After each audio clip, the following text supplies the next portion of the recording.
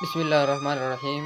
Asxaabteyda intay u dirta janaalkayga Muhanad Official aad iyo aad u mahadsantihiin. Maanta waxaan soo gelinaa casharkeena labaad oo ku saabsan sida loo sameeyaa calanka buluuga anagoo adeegsanayna KMaster. Waxaa tegaynaa KMaster isaga ku haweenna KMaster hadduu kugu jirin bana ku online waxaa kala soo degaysaa Play Store-ka kala soo degaysaa waa qoraysaa KMaster marka gasho waa kala soo degaysaa laakiin anigu hadda banaanku yaala waa kan